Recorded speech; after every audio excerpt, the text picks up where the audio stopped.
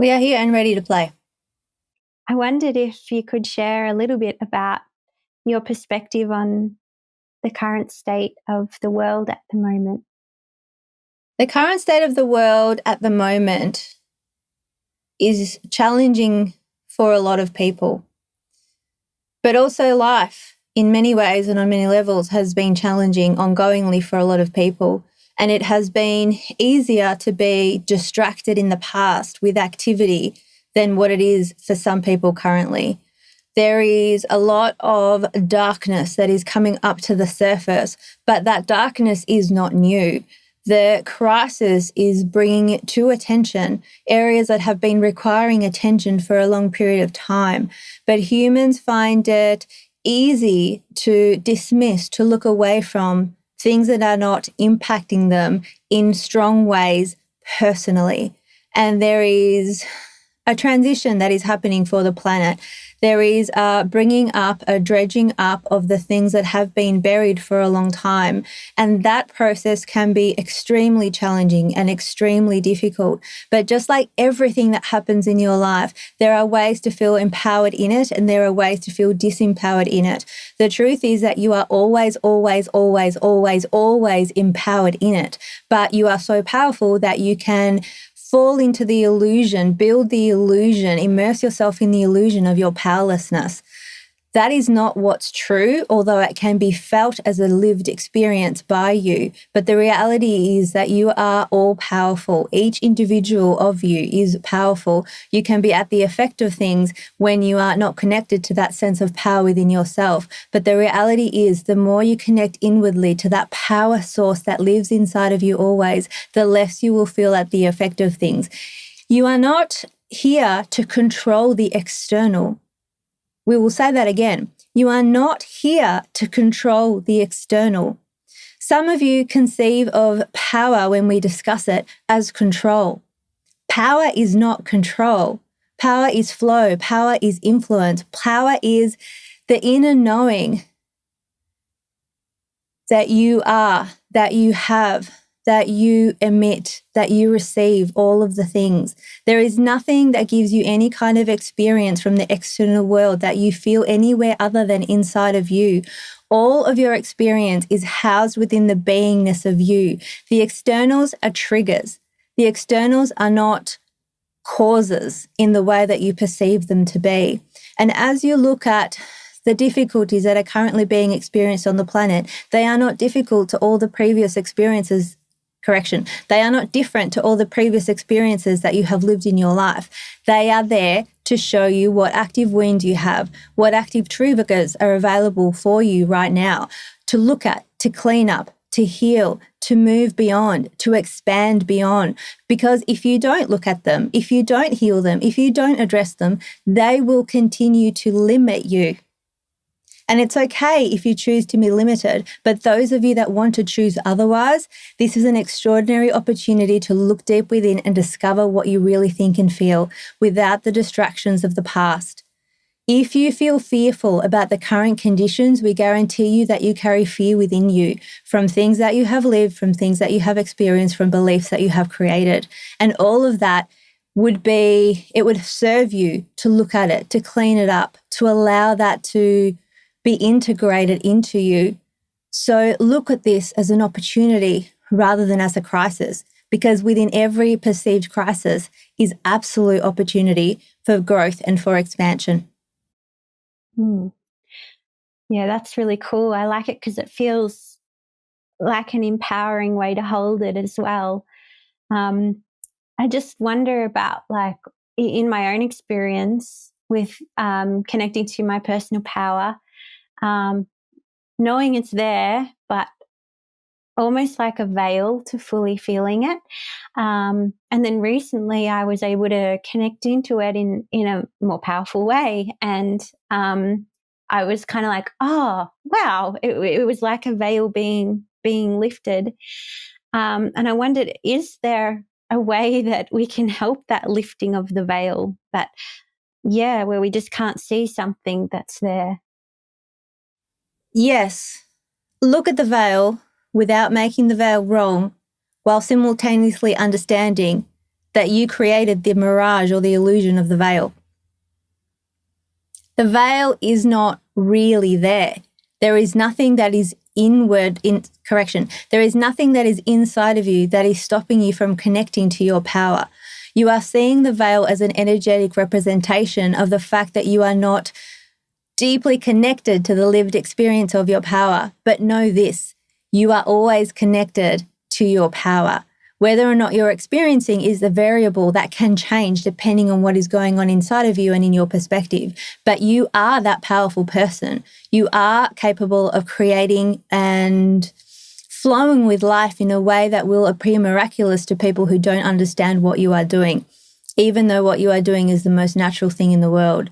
You are incredibly powerful, and that still frightens you.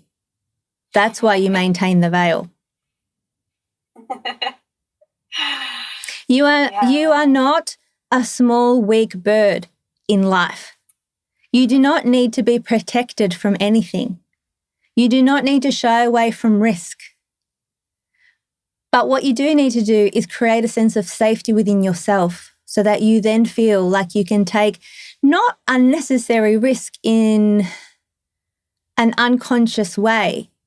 But when something feels risky yet aligned, risky is not the right word. When something feels exciting, unknown, yet aligned, when you can move towards that, you don't feel like a small frightened bird. You feel like an eagle. You feel like you can soar along the thermals with the minimal amount of effort that's required to keep you floating and floating and flying and moving towards where you want to go. That is the experience that you're here to live. You are not weak. You are not frail. You do not require protection. But until you feel that within your being, you will want to protect yourself. You will want to stay weak. So how do we cultivate a feeling of safety from within? Take a deep breath now. Feel the ease with which the air moves into and out of your body.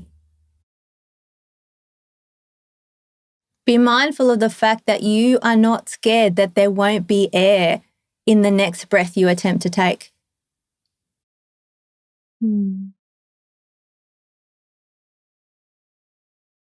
Take your attention to your feet. Unless you have any kind of ongoing issue in the physicality of your feet, become aware of the fact that you don't tend to fret about the safety of your feet. You feel a level of safety within the physicality of your feet that you are not conscious of. Where you put your attention, you bring energy, and that grows.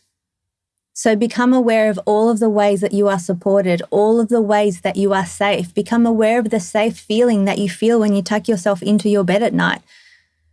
When you enter a home that feels like a sanctuary, when you have a really connected conversation and you have a vulnerable space that you share your open, honest self with, and the person in front of you loves you.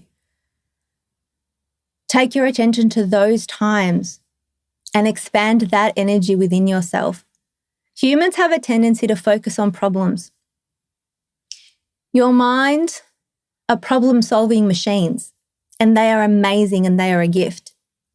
But as you train yourself to become more aware of the blessings, the gifts, the safety, the security, the support, the love that you receive on a regular basis, you will tune yourself more to that.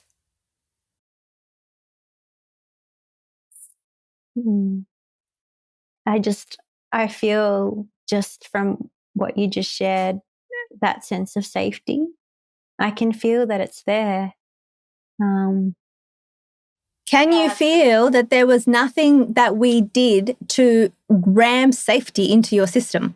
Yeah. The feeling of safety is within each of you, even if you are not connected to it, in the same way that the feeling and the actual power of you lives within you, whether or not you are connected to it. You touch it regularly. You touch the joyful you regularly, the powerful you regularly, the generous you regularly, the loving you regularly.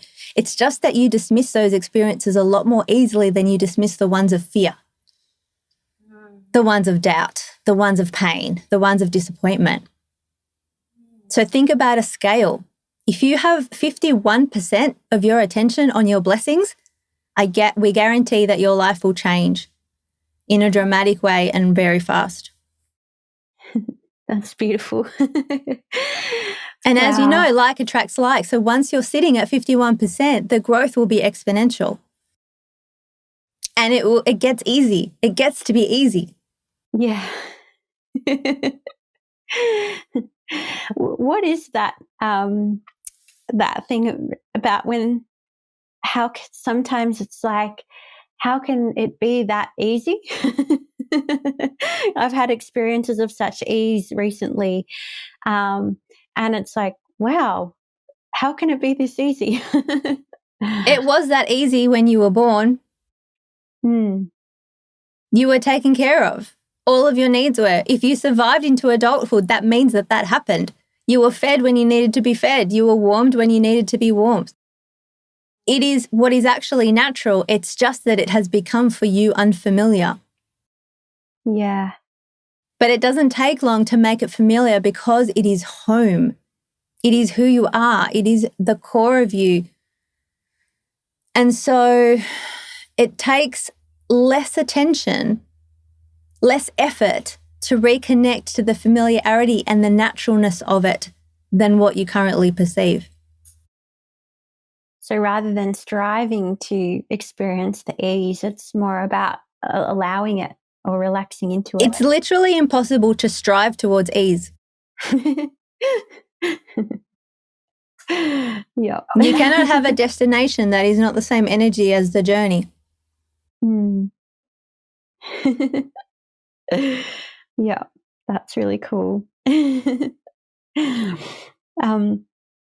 wanted to ask about at the moment about I suppose that quality of connecting to other people, as it seems like it's a real time for people to connect to their own truth. And there's a lot of different, everyone's really having their own experience at the moment, and you know, some people are sharing that experience with others. And yeah, I guess I'm wondering about how can we cultivate connection with others, with ourselves. And it's just interesting with the mask wearing and the social distancing. It's like a physical disconnect in a way. So I'm wondering, how can we cultivate connection?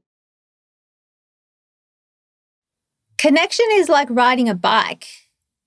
It is, once you know how to do it and you are born knowing how to do it, you do always know how to do it. It's just that sometimes minds and perceptions can get into the way and create ideas that block the experience of it. But you are correct in that the prioritizing or the noticing of the value of contact is being heightened for people. There is a tendency to take things for granted when you experience them regularly and easily. And when they are removed, you notice in their absence how much they meant to you. Medha watched something on social media very recently, and it was two children in America who had been physically distanced from each other. And when they came together, they were allowed to hug, and you could see that they were awkward at the beginning. And then once they started hugging each other, they began to cry. There was deep tears because they missed that physical connection. That was very moving to Medha. And it is noticeable that once people come back together, when they have the opportunity to do that, there is a chance to reprioritize. There is a chance to reestablish what values are and what you care about. And connection for most humans is actually really high on the list. But if you look at the actions of what has been happening, that has not looked as though it has been an active priority in a lot of them. So as absence sometimes happens, it can bring awareness to the importance of it. But we do want to remind you that you are not at the effect of what is going on in your external world in the way that you think you are. You can still experience connection. You can experience deep connection within yourself and with other people. You are all energy beings. You are not just in bodies. And yes, physicality, sensuality, physical contact is delicious. That is as it was intended, and it is a beautiful experience to have. But it is not the one and only way to experience deep connection. You can find deep connection when you share yourself openly, when you share yourself vulnerably. That is available through very many means and not just through physical contact. But if there are people who are in the current situation experiencing a lack of physical contact, be mindful of what that means to you. Some of you will be deeply affected by that. Some of you less so. But all of this experience that is being undergone by humanity on the planet is a recalibration of priorities if you choose to use it as such. Yeah, that's beautiful. It's in a way showing what our values are, what we really value. It is for some people who are engaging with the situation constantly. For some people, it is bringing up their fears and they are doubling down on them. So it is not a one-size-fits-all for the interpretation and the experience of this crisis. It is something that is being experienced differently by each individual, depending on their level of consciousness, their intention, and their attitude towards the present experience. But that is how it is always with all humans and all of life. So what's the best thing or the most valuable thing that we can individually do during this time? You can turn towards yourself and find the pieces of you, the parts of you that are needing something, and give it to them. You can spend time without the usual busyness and stimulation that keeps you distracted from how you really feel. You can use that time to learn who you are and how you work, how you really work inside of yourself. If you were to become a scientist of your inner world and realize that you can not control, but manage and nurture and work with your inner space to guide your experience, to guide your mood, to guide your attraction point, you will become so much more powerful, and this time will become some of the most productive of your life. If you can use this to come into wholeness with yourself, to take care of yourself in a way that you haven't before, to stop telling yourself that you should do better and you should be more evolved and you should be more successful and you should be more this and more that. If you could instead turn towards the parts of you that are still traumatized from previous experiences or fearful from previous experiences, if you could turn to them and love them the way you would if they were your children, if you could bring the compassion that you can find for adorable animals to yourself, if you could bring that level of love and care and nurture and meeting of needs within you, if you could learn how you work so that next time something happens in life, rather than berating yourself or being angry at whoever caused the perceived slight, if you could turn to yourself and go, why am I feeling upset about this? What's coming up for me? How am I feeling? What does this remind me of? Have I experienced this before? What is it that I wanted from that person? What is it that I wanted from this experience? Is there a way that I can give that to myself now and then meet that need? Each individual and the collective would be transformed dramatically, quickly, and powerfully, and you would be grateful for all of the experience that led to that knowing and that expansion and that wisdom. And that is all available to those who choose it, but not to those who don't. Yeah, that's beautiful. That's really cool.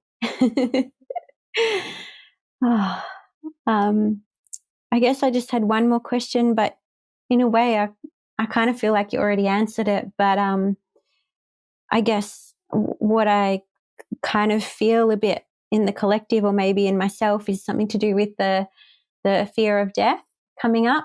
Like, it's quite a primal fear that I feel this is triggering, and it could be death of self, it could be death of a loved one, and so I'm really curious about about that fear of death.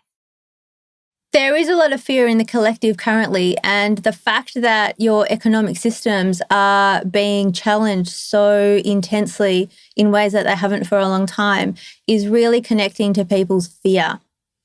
Survival fear and money are tied deeply together. And fear of death is the most primal of all of those, but there is a lot of generalized fear in the collective that you are tapping into.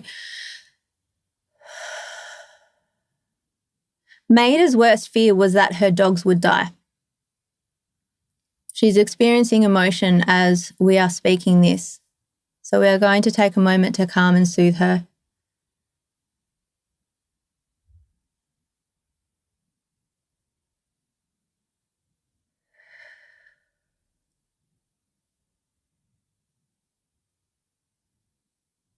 She dreaded the death of her dogs ever since she fell in love with them. For her dog Swami, who helped her to come out of a very severe depression, she particularly dreaded his death and wished that she could give away a decade of her own life to keep him with her forever. Bodhi was also adored by her, and she didn't worry about the death of her loved ones other than the dogs. They died in December last year, and they died within 6 days of each other. And Maida never thought to worry about both of them dying at the same time. She only worried about them as individuals. That experience brought her to her knees, and it was one of the most challenging that she has experienced. And although she still has emotion about it,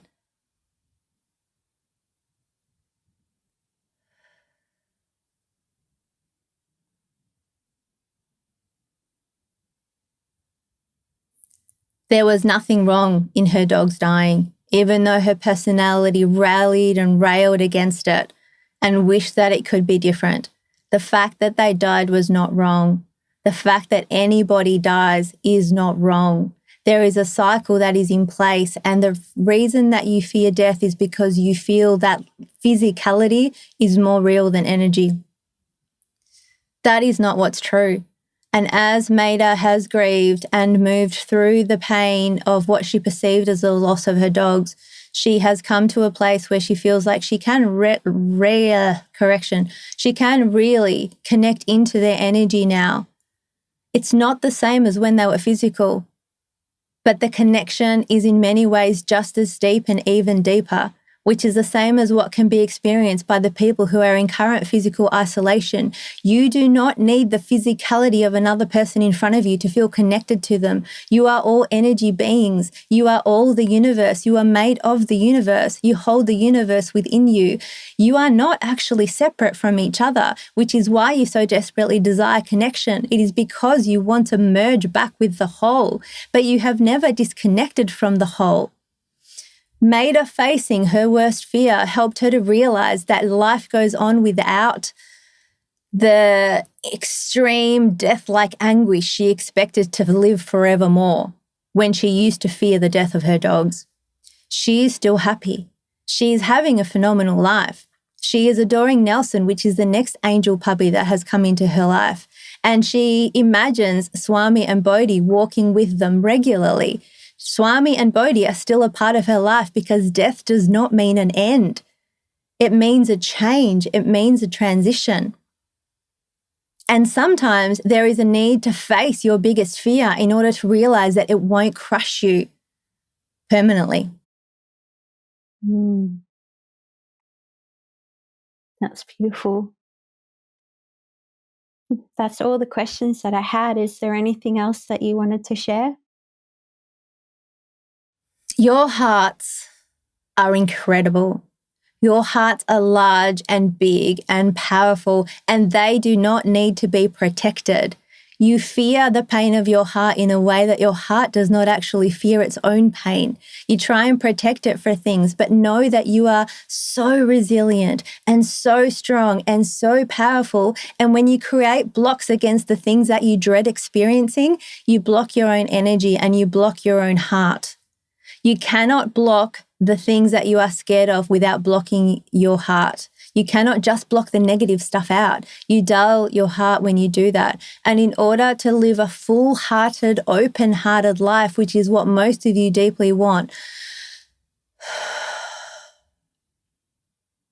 the facing of the things that you fear is a really productive way of ensuring that you're not erecting walls between the things that you love and your heart, between yourself and your heart.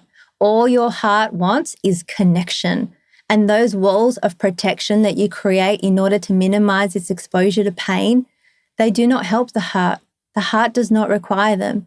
You do them to take care of yourself. You do them, you create them to create protection for yourself, but they actually create a dullness. It's like you then live in black and white instead of color, and you are here for color. You are here for vibrant lives of expansion, of joy, and of connection. There is nothing standing in the way of that because you are not a small bird. You do not need protection. You are powerful. You are love, and nothing is nothing is more powerful than love. And that is the essence of what you are. We love you. We love you. We love you. Go well.